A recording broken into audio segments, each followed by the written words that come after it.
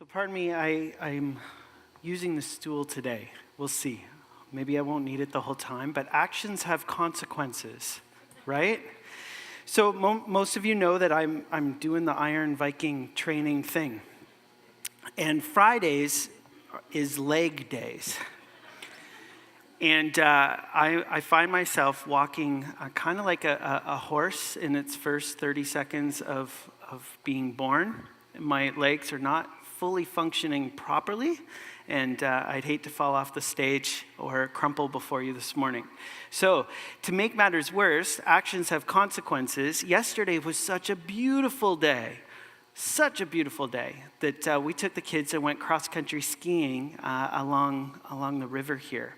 And it was wonderful, but I pulled our two younger ones in this sled thing that we have. And so by the end of that, I had trouble going up and down the stairs. And a grown man, I had to take a bath and soothe my legs because of the extra effort that I was putting on them. So actions have consequences. This morning we're continuing our series in the book of 2 Samuel. And today we're going to highlight, over the next few weeks actually, we're going to look at this reality that actions have consequences. Our good actions have consequences and our bad actions have consequences. And what we're going to see from the life of David, and those of you who are just showing up today for the first time, welcome. We're going through the book of 2 Samuel, and it records events that happened in Israel way back 3,000 years ago, and centers around a man named David, who was Israel's second king, and probably most famous, successful, popular king. The Bible says he was a man after God's own heart. He was just a shepherd boy, but as he put his faith, his trust in God, God did some amazing things through him. And actually ends up making a promise to David that his line will birth a kingdom that has no end, a king that is for not just the people of Israel, but for all the nations. A king that is not only ruling forever, but a king that will rule righteously all the time. See, David's just a man like everybody else, and while he has moments of great success, and the consequences of that are positive, he also makes some really bad choices. And the fallout and consequences of his actions are significant and far-reaching. See, that's the funny thing about consequences, right? They aren't something that we usually put into our thinking when we make decisions. And this is why teenagers are such a dangerous entity, because teenagers have an even harder time thinking about the consequences that come. Now, if you're a teenager here today, you're like, yeah, no. My children, I'm learning this at the hard way, as a father, it's my job, and you parents know this, it is my job to bring consequences sometimes to bear in order to teach our children that their actions do have consequences. And consequences don't just affect the person who makes the action, but they have far-reaching consequences to everybody else. I don't know, parents, if you've ever done this, where you have dropped the hammer with a consequence only to realize that it affects you negatively. The other day, we promised the kids that we'd stop at McDonald's, and they were being so misbehaved in the car that I shouted out, "Fine, no McDonald's." And Ruth turns to me and she goes, "I really didn't want to cook tonight." And I said, "And I really wanted McDonald's." And we had to follow through on our consequences. Thomas doesn't get this at all. He's our 5-year-old, but he is starting to understand about this idea of threats. And so Thomas, when we start to take stuff away or we don't do what he wants, he'll actually threaten quite significantly, not realizing what he's doing. The other day, I said, "Fine, you're not getting this." And he goes, "Fine, no Christmas."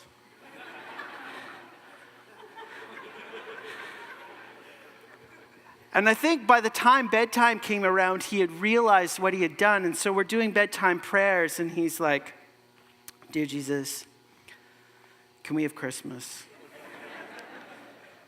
It's just crazy. Actions have consequences. If you've been tracking with us, you know that David's made some really, really sinful, evil, bad decisions that have had far-reaching consequences. And God, through the prophet Nathan, visits him and pronounces a judgment that he will reap what he sowed. This isn't just an Old Testament idea. Galatians 6 says that God will not be mocked. We reap what we sow. What we put in, we get out. And so while David has been forgiven by God for his actions, the consequences, the fallout, still come. You know, I have a friend, a mentor, who said, choose to sin, choose to suffer. But in the moment that sin seems so enticing or so necessary, that the consequences or the fallout for ourselves and for those around us that we love and care about often don't come into play.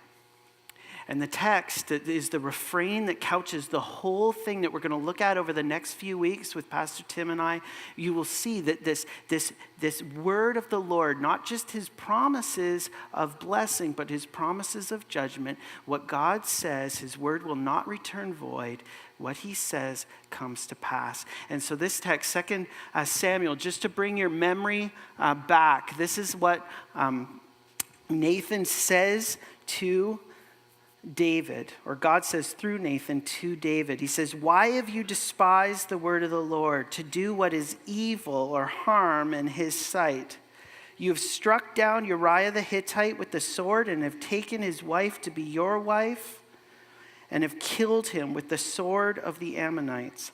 Now therefore the sword shall never depart from your house because you have despised me and taken the wife of Uriah the Hittite to be your wife. Thus says the Lord, behold, I will raise up evil or harm against you out of your own house.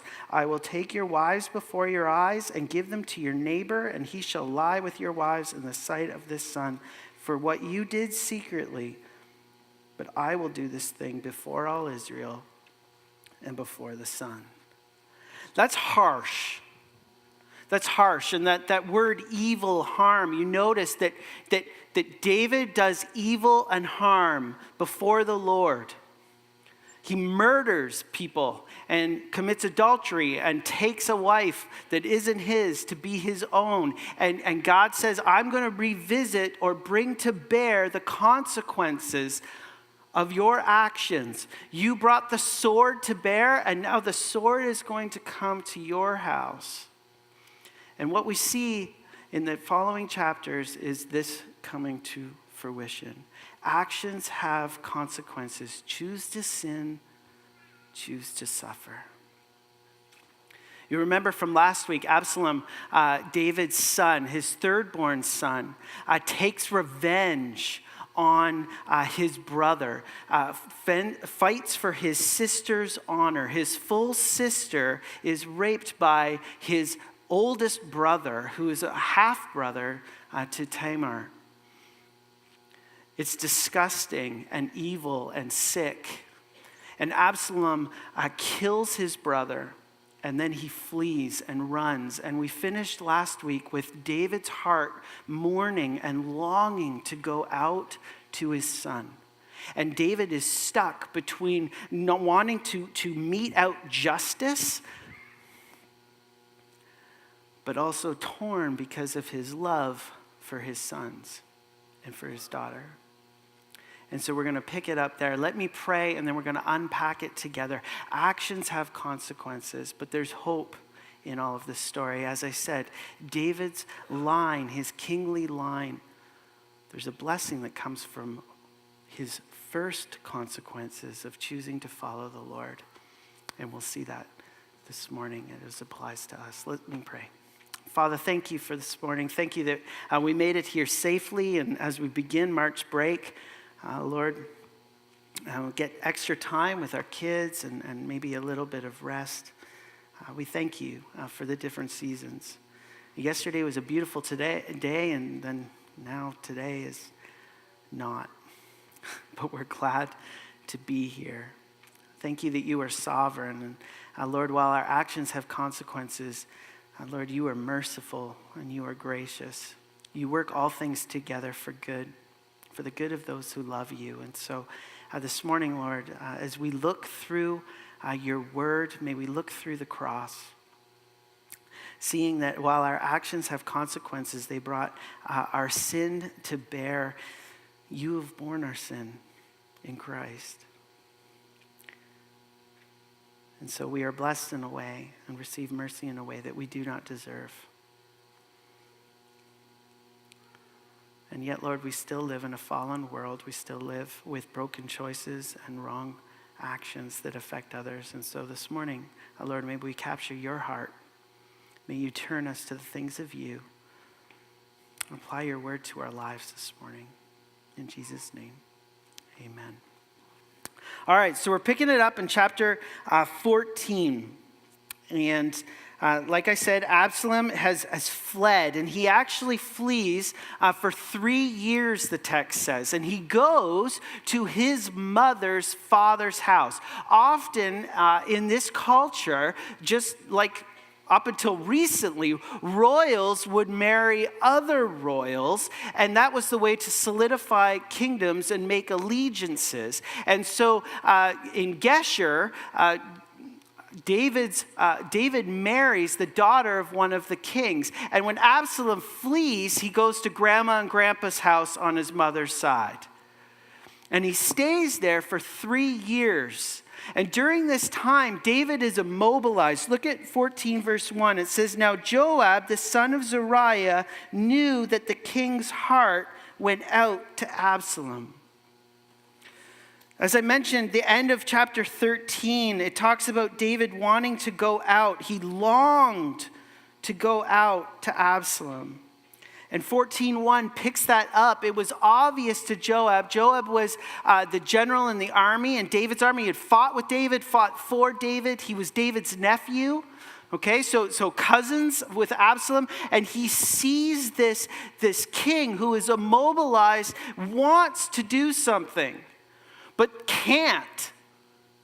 See, as the king, he was the administrator of justice. He was supposed to bring God's law and God's rule to bear, and yet he can't bring God's law and rule to bear because of 2 reasons. One, he would be a hypocrite. David's killed innocent men. And so how is he supposed to go after Absalom, who killed someone who actually was quite guilty? And 2, it's his son, whom he loves. And at this point, commentators believe that Absalom was the next in line for the throne. And so this idea of all his hopes, all of his dreams, all of God's promises are lined up in this next kid, at least from David's point of view. And if I kill him, if I bring justice to bear, then I'll be undermining my love. And if I bring love to bear, then I'm undermining my justice. And so David's just kind of stuck. Thank goodness as parents, we're past this. We never get stuck in this kind of situation. But here is David, and the text is ambiguous. The words for longed for and go out, they have this double-edged meaning to them. They're strong words, and they can mean to go out against. They're used in the book of Daniel to talk about going out against an enemy. But there's also this idea of wanting things to come to an end, for things to be resolved. And that's the situation that David finds himself in. And Joab sees this, and he understands this, and he's like, I don't know what to do. Remember, approaching the king and saying anything and telling the king what to do was not a wise thing to do. And Joab's been around David long enough to know that you just got to be careful around the king, especially when he's not in a good place. And so Joab devises this plan to convince David to act. So pick it up in verse 2. Look at this. He says, "And Joab sent to Tekoa and brought from there a wise woman and said to her, "Pretend to be a mourner and put on mourning garments. Do not anoint yourself with oil, but behave like a woman who has been mourning many days for the dead. And go to the king and speak thus to him." And so Joab put the words in her mouth. So you see there's this action that's going to happen. And maybe Joab's reflecting on the fact that when Nathan confronted David about his sin, Nathan told a story. Now, he made it sound like it was an actual thing that happened in order to arouse and make David aware of his own life situation. And it's very likely that Joab sees the success of this and goes, I'm going to go to David, or I'm going to send this woman to David, and I'm going to get her to tell a story, to enact, in order to get David to go, and see that it's really talking about him. And so she goes to the king, verse 4. When the woman of Tekoa came to the king, she fell on her face to the ground and paid homage and said, "Save me, O king." And the king said to her, "What is your trouble?" Now, in this culture, the king was the ultimate judge, and there'd be court administrators and things like that. But for somebody who was in a desperate place, you could make it a point with the king to go and plead your case. And for a widow in this society, that would be extra true in the sense that she wouldn't have anybody to defend her, to speak for her. And so she pretends to be mourning. Now, David's just come out of and is probably still going through mourning the loss of his sons. And so right away there's this rapport. And she says, "Save me, or help me, king." And he goes, what's the problem?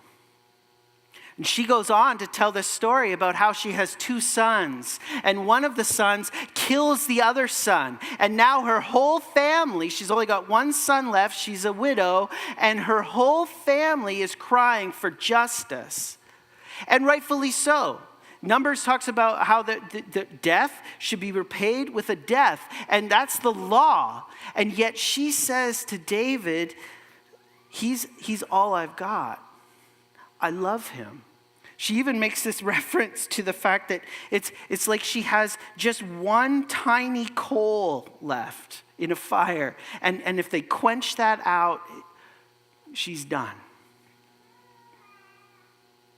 Now, David gets all riled up and he's like, "Yeah, this isn't going to happen. I'm the king. You tell those people to leave you alone. I swear by the Lord that this is never going to happen. It's going to be fine." And then she switches it. She switches it, and look at verse 11. Verse 12.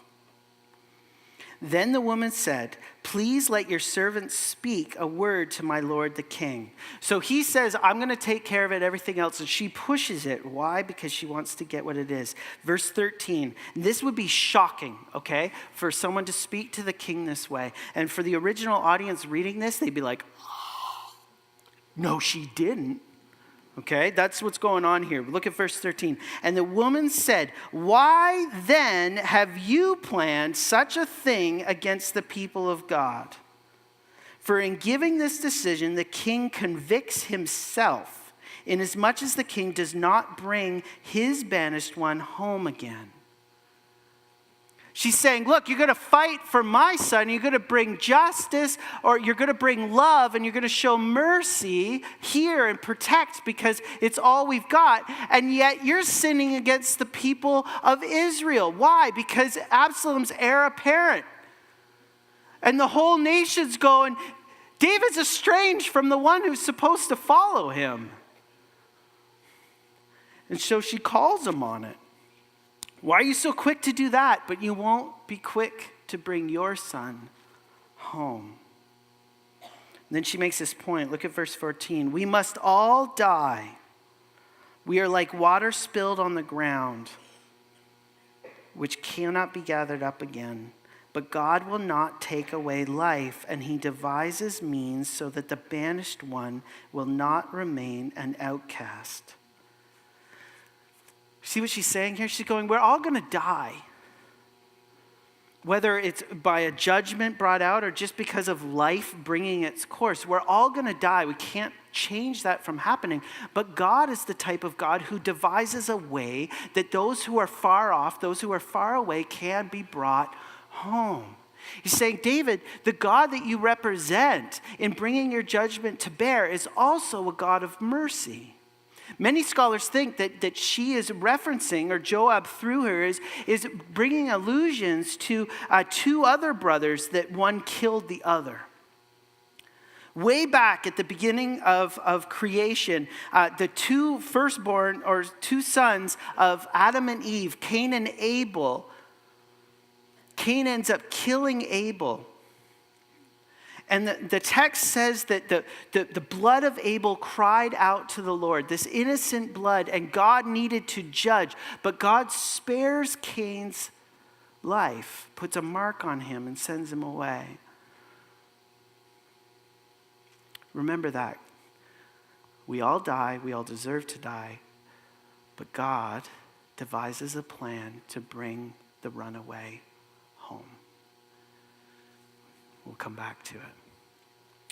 So David goes, okay, you didn't come up with this on your own. Who sent you? Joab sent you, didn't he? And Joab comes from around the corner or whatever, and he's like, you got me, but king, your servant, and I'm your servant, and this woman's your servant. We were doing this because we care about you. It's like an intervention. And so David goes, fine, and he sends Joab to go and get his son. And so Absalom comes home, but notice in verse 24 what David says. There's some conditions here. Verse 24. And the king said, let him dwell apart in his own house. He is not to come in to my presence. And so Absalom lived apart in his own house and did not come into the king's presence. So David kind of goes part way. He's like, I'll let you come back, but I don't want to see you. You imagine Absalom comes back and he lives in Jerusalem and he's the crown prince, and yet he cannot go into the palace. He cannot sit at the king's table. He cannot enjoy fellowship with the king. It's like part way back. And the text says that he actually lives in that type of situation for 2 years. So now it's been 5 years since David and his son have connected face to face. Actions have consequences. Choose to sin, choose to suffer. Now, the narrator does this really weird thing, and for us in our context, it seems kind of like, what's going on? And so I'm going to try to track through this so we could see the narrator's intent in how he's trying to paint a picture for what comes next. The text gets actually quite ominous, though it doesn't sound like that. So go to verse 25 of chapter 14. So now it says, in all Israel there was no one so much to be praised for his handsome appearance as Absalom. From the sole of his foot to the crown of his head, there was no blemish in him. You can't find a more beautiful description of a beautiful man in the whole entire Bible. Okay? It's reminiscent of the text description of Saul, who was tall and handsome and all these things. But it's even more than that. It's like gushing. Okay? People magazine, Absalom was the world's most sexiest man. Okay? There was nothing wrong with him physically, appearance-wise. He was handsome as anything. More than just being handsome, and depending on the culture and the day and age, he was also hairy. He was handsome and hairy. Now, I know in our culture, hairy, guys wax their backs and everything else, and hairy's kind of a give or take, depending on your preference, ladies. But in this day, hairy was in. Hairy, the hairier you were, okay, men? If you're here and you have hair that connects your back to your head, in Israel, you were born in the wrong place, the wrong time. I'm just telling you, if you were born in Israel, you would be, you'd have it made. That's all I'm saying. Now look at this. Look at how hairy Absalom is. Verse 26 says, and when he cut the hair of his head For at the end of every year, he used to cut it. When it was heavy on him, he cut it, and he weighed the hair of his head. Don't ask me why. 200 shekels by the king's weight. His hair at the end of 1 year weighed 5 pounds. The man was hairy. And it was so heavy on the back of his head. This is a sign of virility. He had testosterone, like just nuts. Whew. But he wasn't just handsome and hairy. Verse 27 says, there were born to Absalom 3 sons and 1 daughter whose name was Tamar, and she was a beautiful woman. He had it all. This man is the poster boy for Israel kingship. He's beautiful. He's hairy. He's got a beautiful family. And yet there's this ominous ring through it. Let me point out a few things. The first one is this. You know who else has been described as hairy and talking about hair? 2 key figures in the Old Testament. Neither one did well. The first is Esau. Hairy. And lost his birthright because he was more consumed with his needing food than the promise that was supposed to be his. And second is a dude named Samson, who took for granted all that God had blessed him with. There's another thing here is that there were only 2 reasons that a person would cut their hair, that a man would cut their hair. One was a Nazirite vow. Okay, you would commit to the Lord and you wouldn't cut your hair. Samson was one of these guys. So it was a sign. So to cut your hair was not a good thing. It was especially for because it's too heavy. That's not a good picture. Okay, the Israelites would be reading this going, that's not cool. And the other reason was for mourning. And so he's cutting his hair for cosmetic reasons. Absalom's all about style, not substance. Okay, he's all about charisma, not character. And this plays out even more because Absalom then in verse 28, he lives 2 years without being in the king's presence. And he's getting frustrated with this because he is like beautiful and his family's beautiful. And so he calls Joab, and he's like, Joab, I want to see the king. I want to see the king. And Joab's ignoring him. And so what he does, like any other spoiled brat, is he lights one of Joab's fields on fire to get his attention. Now, my kids don't do that, but you know, right? When you're ignoring your kid, and they'll actually do something in order to get you to stop whatever you're doing and to take note of them, whether it's dumping their food on the ground, or my daughter likes to climb up into my lap and put her hands on my face and make her look at me. But he gets the attention of Joab by lighting his field on fire. Again, this is not boding well for Absalom. This is not normal. This is not quality behavior. Matthew Henry says that there's no mention of Absalom being wise or of Absalom being pious. It's all about this outward appearance and these rash actions. And naming his daughter Tamar is again a reference to what had happened. That was his sister who was raped. That was her name. And so constantly in front of Absalom is this reminder of how David failed to act and Absalom had to act. And so he finally gets an audience with the king. Verse 33, then Joab went to the king and told him, and he summoned Absalom.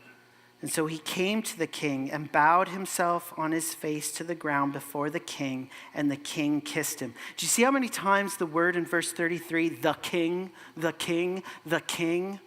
The narrator's wanting to make very, very clear 2 things. 1, Absalom is not king. David is king. And 2, this isn't cozy relationship. This isn't the restoration that a merciful king is bringing. This is somewhere in between. It's like like when you're having an argument with your family member, with your spouse, or you're yelling at your kids, and then the doorbell rings and you go to hi. Right? It's like this action, this pretending that everything is okay. Absalom goes and he bows. But you notice it doesn't talk about David, and it doesn't even use Absalom's name. It's the king, the king, the king. And it says he kissed him. And so there's this reception back in, but it's all for show. It's all for show. How much David actually wanted to receive Absalom back is debatable. But we see from Absalom's actions coming next that he really was not bowing to David. Over this time of being rejected and having to flee and seeing his father immobilized has built up this bitterness inside of Absalom that he thought he could do a better job. And look at 15 verse 1. After this, Absalom got himself a chariot and horses and 50 men to run before him. And Absalom used to rise early and stand beside the way of the gate. And when any man had a dispute to come before the king for judgment, Absalom would call to him and say, "From what city are you?" And when he said, "Your servant is of such and such a tribe in Israel," that's literal Hebrew. Isn't that great? Such and such. Verse 3, Absalom would say to him, "See, your claims are good and right, but there's no man designated by the king to hear you." And then Absalom would say, "Oh, that I were judge in the land. Then every man with a dispute or a cause might come to me, and I would give him justice." And whenever a man came near to pay homage to him, he would put out his hand and take hold of him and kiss him. And thus Absalom did to all of Israel who came to the king for judgment. And so Absalom, get this, stole the hearts of the men of Israel. So you can picture it, Absalom, handsome, hairy, beautiful family. He's been brought back into the palace. He's the king apparent. And he starts to stand at the city gate. He would get up early, the text says. And he'd stand at the city gate and welcome people. This is like politician 101. Okay? He'd stand at the gate and he'd meet people who were coming to get help from the king and from his court. And he would stand there and he'd go, "What town are you from?" Right? He's shaking hands and kissing babies. And he's building rapport, right? "Oh, yeah, I know that town. That's a great town. That's wonderful." Right? And then you notice the text says that he'd hear their complaint and he would agree with them. Right? Now, what are the chances that everyone who's coming has a complaint that's legitimate? And yet there's Absalom going, "I hear you, brother. I am with you. I totally get it." And then he starts to sow this treason into the hearts of people. You know, the king's busy. He doesn't have anybody to hear you. Now, remember the story with Joab. That woman, that widow, got right in to see King David. King David was seeing people. He was making decisions. He was doing his thing. He was acting as king. But Absalom wants to create this thing that David's not available. And you got to wonder deep down inside if that's actually more a statement about how Absalom feels about his father towards him rather than towards the people. And so he agrees with them and he sows this discord. And then verse 6 says that he stole the hearts. And the idea there is not that he stole their affections, but that he duped them. He deceived them and changed their allegiances.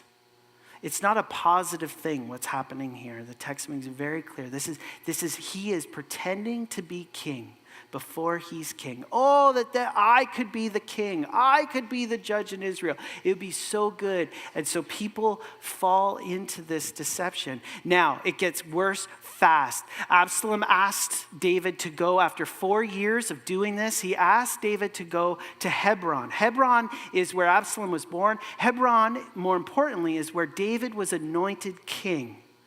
And he goes there and he gets David to give him 200 of his advisors and people from his court. And he goes, but secretly he's sending out messages to all the tribes saying that soon when you hear the shofar, the big horn blow, we're going to be shouting, Absalom is king in Hebron. Okay, this is a coup d'etat. It's happening. One of the most brilliant things that Absalom does is he takes the 200 advisors when David needs them most. He takes these men who are loyal to David and brings them to Hebron, and then they get there and now they're hostages. And most significantly is one of David's wisest counselors, Ahithophel, turns and becomes Absalom's advisor. Now, who is this guy, Ahithophel? We need to know. This is Bathsheba's father. And you gotta wonder if this guy who saw how his daughter was treated was just waiting.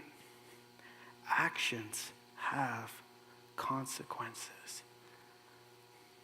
And so David sees this and he gets a messenger going, like, Absalom has turned the hearts of the men, the fighting men, against you. He's got them. They're with him. And so David flees. And everybody who's loyal to David, the priests and everybody else, they all flee with him. And he leaves 10 concubines to kind of take care of the house. But Absalom is going to Jerusalem and he's going to take over. And as David's going out of the city, the text records that he lets the people go by him, the entourage that's come with him. There's women and children, the priests, the Ark of the Covenant, and soldiers from other armies that have pledged allegiance to David. And David stops the leader of the Philistines. And you can almost see like David's like, are you really with me? And he asks this guy, the leader, he says, why don't you just go and serve the king Absalom? And why is he calling Absalom the king? Most commentators think that it's because he wants to see who this person is really aligned with. It wasn't uncommon for mercenaries from other lands to switch their allegiances on a dime when it suited. And yet this man pledges allegiance to David. He says, you know what, I will go and I will die with you. And David makes this covenant, this blessing with him. And then the priests have come with David too. And they brought the Ark of the Covenant. And David says, no. I can't guarantee that God is with me in this. He may not be. David's starting to realize the weight of his sin. And so he sends the priests back with the Ark of the Covenant. But there's a second reason he does that. Not just because he's like, I don't know for sure if God is with me. We'll have to see. But also because he needs spies. And so he sends the priests back who are loyal to him back to Jerusalem. These aren't soldiers, and so Absalom's not going to turn on them. And so they go back, and it's interesting because he says to the chief priest, he says, look, don't you get it? I need you back there. And so David makes his way. He's got these people who are going with him. But he's in a desperate place. Look at verse 30 of chapter 15. But David went up the ascent of the Mount of Olives, weeping as he went, barefoot and with his head covered. And all the people who were with him covered their heads, and they went up weeping as they went. And it was told David, Ahithophel is among the conspirators with Absalom. And then David prays, O Lord, please turn the counsel of Ahithophel into foolishness. The Mount of Olives is significant for a number of reasons throughout all of Israel's history and into the New Testament. Jesus, it was one of his go-to places. And David here is going, the Mount of Olives is about a half an hour outside of Jerusalem, and from its high place, it was like a vista. You could see all these things. And David is mourning, and out of respect, his people are mourning as well. And he's covered his head, and he's weeping because of all that has been lost. His son, his kingdom, everything seems to be crashing down around him. And then he finds out his visor is gone, and he prays this prayer. And you might be wondering, what on earth is Absalom going through during these days? Or David, what is he thinking? Where is he at in all of this from a mindset point of view? Well, Psalm 3, it's a short psalm, but it highlights where David is at in all of this turmoil, all of these consequences coming to bear. And you might wonder, with everything happening, why would David even be praying to God at this point? But look at Psalm 3. O Lord, how many are my foes? Many are rising against me. Many are saying of my soul, there is no salvation for him in God. But you, O Lord, are a shield about me, my glory and the lifter of my head. I cried aloud to the Lord, and he answered me from his holy hill. I lay down and slept. I woke again, for the Lord sustained me. I will not be afraid of the many thousands of people who have set themselves against me all round. Arise, O Lord, save me, O my God. For you strike all my enemies on the cheek, and you break the teeth of the wicked. Salvation belongs to the Lord. Your blessing be on your people. See, David knows that God is the one in charge. God is the one through whom salvation is going to bring. And he asks the Lord to remember him. And as he prays, it says that he's able to sleep because the Lord sustains him. He doesn't have to worry. God is in control. And what's interesting is where the text goes next. The narrator makes this juxtaposition on purpose of him praying for Absalom's counselor now to come to foolishness. Verse 32 starts with this old man named Hushai. Sounds like a Nissan car. And he is going to come and he shows up at just the right time. And David says, you're going to be a burden if you stay here. But if you go back to Jerusalem and present yourself as an advisor to Absalom, you could be a spy along with the priests, and we could get the kingdom back. And the author wants us to see that David prays and the Lord answers. And there's this hope that things are not done, that God has not abandoned him.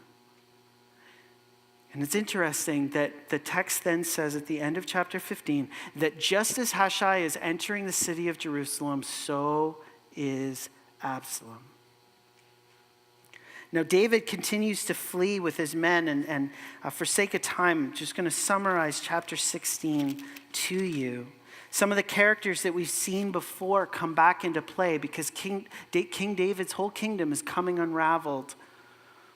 And Ziba, who shows up, who is Mephibosheth, remember him? The crippled young man who David brings into his table. And Ziba shows up and with David's entourage and says that Mephibosheth has actually seen this now as an opportunity for Saul's kingdom to come back into fruition. Imagine what that did to David's heart. He takes this son in, blesses him, treats him as his own, because of Jonathan. And now that he's at a weak point, this one that he thought was a friend is actually turning on him. And Ziba brings him food and everything else, and David makes this quick decision, as we'll see, takes on face of it, and why wouldn't he? And he gives Ziba all of Mephibosheth's land. They then continue to go, and they go into Benjamite territory, which is Saul's territory, his tribe. And this guy named Shimei, who doesn't have a lot of courage, but's got a big mouth, he's on the other side of a ravine from David and his men, and he starts throwing stones and yelling curses at David. And he says, "You're a murderer. God is judging you." And one of David's nephews, another fighter, he wants to go over and kill Shimei. But David says no. And look at why. Verse 11. David said to Abishai and to all his servants, "Behold, my own son seeks my life. How much more now may this Benjamite? Leave him alone and let him curse. for the Lord has told him to. It may be that the Lord will look on the wrong done to me, and that the Lord will repay me with good for his cursing today. See, what David sees in this negative things is the opportunity that the Lord can, in his mercy and in his grace, reverse the curse. And the text finishes with David and his men continuing to journey, and it says that they were weary, but they stopped and they were able to refresh themselves. Now, you're like, what on earth does this have to do with me? What is the point of this story? Two things, really, really quick. First one, what ends up happening here is it gives us a picture, and hopefully this has become clear over the last few weeks about where we are at. We can't throw stones. I put it this way. We all possess stolen hearts with affections and actions against the righteous king. Jeremiah 17:9 says the heart is deceptively wicked. Who can know it? It's deceitful above all things. We all have this bent towards our heart's affections, towards the things that are against God. All of us have it. Isaiah 53:6, we all like sheep have gone astray, every one of us to our own way. In Absalom we see, and in the people of Israel, we see ourselves, this mirror held up, that we, if we're honest, are attracted to style more than substance. That our hearts are easily turned away, as that hymn said, prone to wander, Lord, I feel it. This is something that we all have inside of us to turn away. We want to be our own kings. We set ourselves up with other kings and other things that we worship and that we value and that we get our esteem from and that attracts our affections away from the Lord. I love Romans 7:18-25. Paul says this, he goes, I know that nothing good dwells in me, that is in my flesh, for I have a desire to do what is right, but not the ability to carry it out. For I do not do the good I want, but the evil I do not want, that's what I keep doing.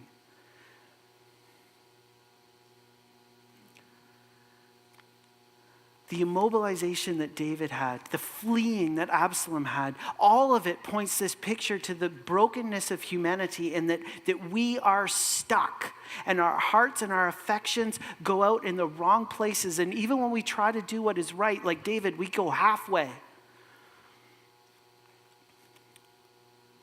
Put it like this, because we all possess these stolen hearts against the righteous king, it leaves us torn and tired. But King Jesus restores and revives. I love this, 2 Samuel 14:14. It's a key verse. We must all die. Why do we all die? Because sin has entered the world and it's in us. It's a terminal illness that we all have. But God will not take away life. He devises a means so that the banished one will not remain outcast. That's the gospel. What we all deserve, God in his mercy makes a way. Justice and love come together at the cross. Paul goes on in Romans 7, says, thanks be to God through Jesus Christ our Lord. He cries out, who's going to rescue me from this tornness that I have? Christ alone.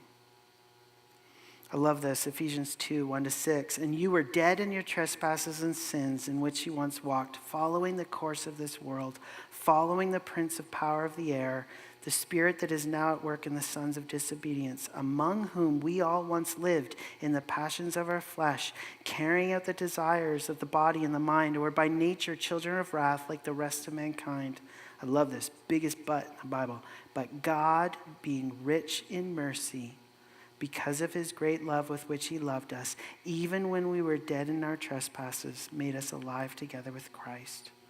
It's by grace that you've been saved, raised up with him, and seated us with him in the heavenly places. I wrote these things down as I was thinking about David and then his greatest son, Jesus, God's son. While David became immobilized by justice and love's incompatibility, Jesus became incarnate to deal with it and reconcile us. While David wouldn't let his runaway son into his presence, Jesus sits at the right hand of the Father as Son so that we are also always in his presence. While Absalom was all about appearances and pretending to care and know people, and the people loved and accepted him, Jesus was a true friend of sinners and sacrificed himself for us even while we rejected him. And while Absalom was handsome and rode a chariot in hubris, Jesus was nothing to look at and rode a donkey in humility.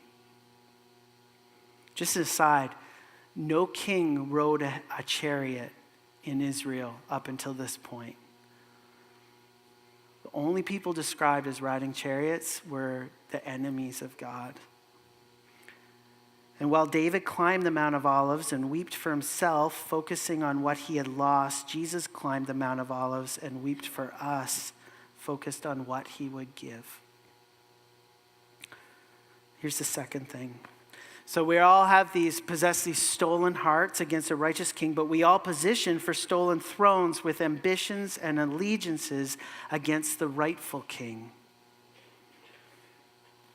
You see how quickly Absalom positions himself to be the king. Oh, if I were the king, if I were the judge. And he starts acting like he is the king.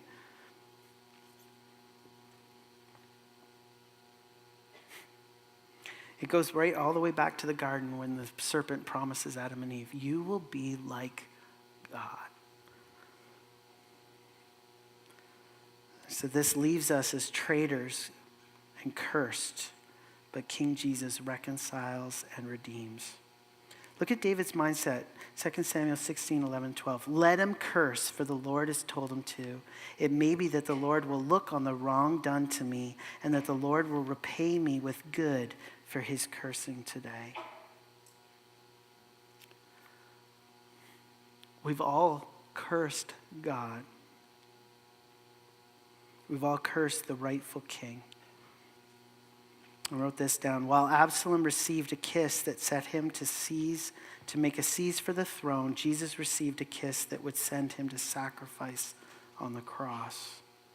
While David sent Absalom away to go in peace, only to have him rebel, Jesus himself came close to be our peace and reconcile us. While David fled Jerusalem as rebellion came for his throne, Jesus stepped off his throne to face our rebellion, heading towards Jerusalem.